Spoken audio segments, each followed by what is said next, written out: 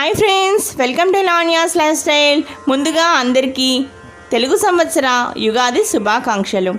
ఈరోజు వీడియోలో ఉగాది పచ్చడి ఎలా తయారు చేయాలో ఈ వీడియోలో తెలుసుకుందామండి. అలాగే ఉగాది పచ్చడి తినే ముందు పఠించాల్సిన మంత్రం ఏమిటో కూడా ఈ వీడియోలో తెలుసుకుందాం.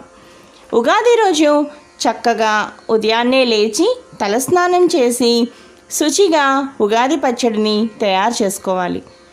ఉగాది పచ్చడి ఎలా తయారు చేయాలంటే, ఒక శుభ్రమైన పాత్రలో చక్కటి చిక్కని కొత్త చింతపండు మాత్రమే మీరు ఇక్కడ తీసుకుని చక్కగా చింతపండు పులుసు తయారు చేసుకుని ఆ పాత్రలో పోసుకోవాలి.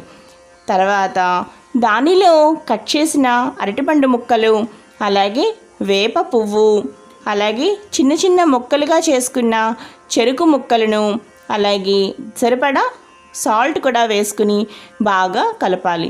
అలాగే దానిలో చక్కగా చిన్న చిన్న లేత మామిడికాయ ముక్కలను, అలాగే తురిమిన బెల్లం, ఇవన్నీ తీసుకుని చక్కగా మనం ఇలా కొత్త చింతపండు కొత్త బెల్లం మనం ఈ విధంగానే తీసుకోవాలండి. ఉగాది పచ్చడి మనం తయారు చేసేటప్పుడు మనం రోజు వంటలు చేస్తూ ఉంటాము, అలా మనం కాకుండా చక్కగా కొత్తవి మాత్రమే మనం ఉపయోగించి ఉగాది పచ్చడిను తయారు చేసుకోవాలండి. తప్పనిసరిగా మీరు ఈ విషయం గుర్తుపెట్టుకోండి. అలాగే ఉగాది పచ్చడిను మనం చక్కగా తినేటప్పుడు పఠించాల్సిన మంత్రం కూడా ఒకటి ఉందండి. ఆ మంత్రం ఏమిటో మీకు నేను చెప్తున్నాను, నోట్ చేసుకోండి. అలాగే మనం ఉగాది పచ్చడిని తిన్న తర్వాతే కాఫీ కానీ పాలు కానీ మీరు మిగతా టిఫిన్స్ కానీ తినాలి. మొట్టమొదటిగా మనం కొత్త సంవత్సరాన్ని చక్కగా దేవుడికి పూజ చేసుకుని ఉగాది పచ్చడిని నైవేద్యం పెట్టి ఆ తర్వాత ఉగాది పచ్చడిని తిన్న తర్వాత మీరు మిగతా కాఫీ పాలు అవి తీసుకోవచ్చు. ఇప్పుడు మనం ఉగాది పచ్చడిను తినేటప్పుడు చక్కగా పఠించాల్సిన మంత్రం ఏమిటో ఇప్పుడు మనం తెలుసుకుందాం. శతాయు వజ్ర దేహాయ సర్వ సంపత్కరాయ చ సర్వారిష్ట వినాశాయ నింబ కలంద భక్షణం.